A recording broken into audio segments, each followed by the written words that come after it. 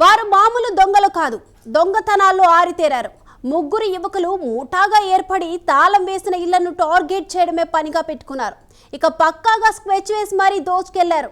ఒక జిల్లాలో వరుసగా చోరీలకు పాల్పడడం, అక్కడ వారిపై పోలీసుల నిఘా పెరిగితే మరో జిల్లాకు మకాం మార్చేయడం, మళ్ళీ అక్కడ షరామాములే.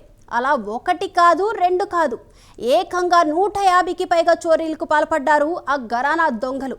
మరి పోలీసులు ఆ ఘరానా దొంగల ఆట కట్టించారా? తెలుసుకోవాలంటే ఈ స్టోరీ చూడాల్సిందే.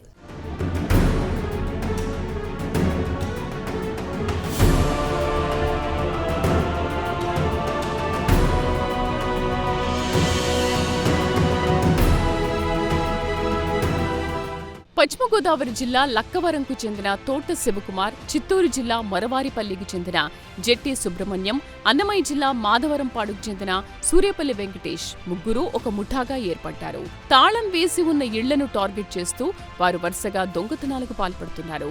పోలీసులు కళ్లు గప్పి రాత్రిళ్లు దొంగతనాలకు పాల్పడుతూ తప్పించుకుని తిరుగుతున్నారు. వరుస దొంగతనాలపై పోలీసుల నిఘా పెరగడంతో వారు మరో జిల్లాకు మఖా మారుస్తూ మళ్లీ దొంగతనాలకు పాల్పడుతూ వస్తున్నారు.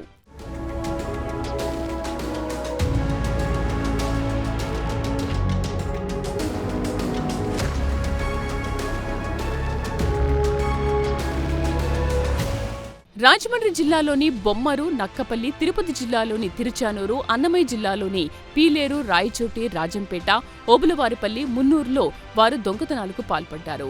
ఆ దొంగల ముఠాపై నిఘా పెట్టిన రాజంపేట పోలీసులు వారిని చాకచక్యంగా పట్టుకున్నారు.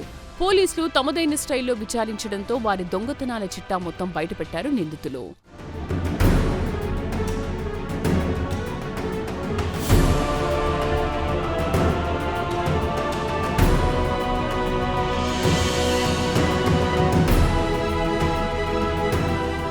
నిందితులు గతంలో విజయవాడ, గుంటూరు, తాడేపల్లిగూడెం, అనకాపల్లి, రాజంపేట తదితర ప్రాంతాల్లో దొంగతనాలకు పాల్పడ్డారు.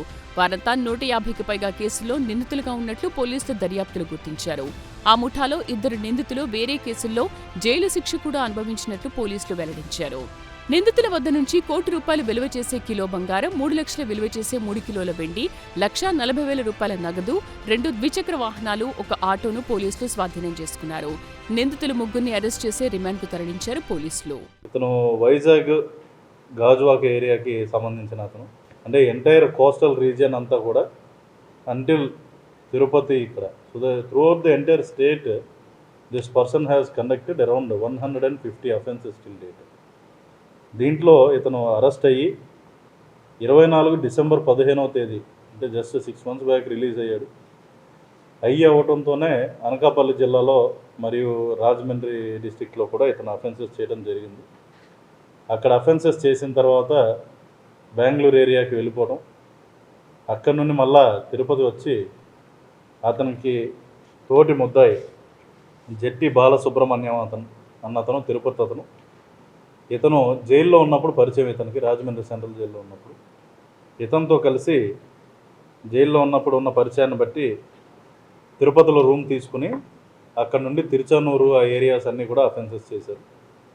అక్కడ మళ్ళీ పోలీసు వాళ్ళు నిఘా పెట్టారు, మీ గురించి వెతుకుతున్నారు అని తెలిసినప్పుడు ఇక్కడ లోకల్గా ఇంకొక అబ్బాయి ఉన్నాడు, A3 సూర్యపల్లి వెంకటేష్ అని చెప్పి, ఇతను కోడూరు ఏరియాకి సంబంధించిన అతను. ఇతను హెల్ప్ తీసుకుని మేజర్ అఫెన్సెస్ చేయడం జరిగింది. దొంగల పట్ల ప్రజలు అప్రమత్తంగా ఉండాలని పోలీసులు సూచిస్తున్నారు.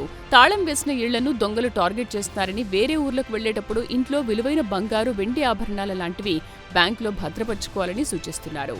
ప్రతి ఒక్కరూ తమ ఇంటికి సీసీ కెమెరాలను అమర్చుకోవాలని కోరుతున్నారు పోలీసులు. అపరిచితులు, అనుమానాస్పద వ్యక్తుల కదలికలపై డయల్ 100కు సమాచారం అందించాలంటున్నారు పోలీసులు.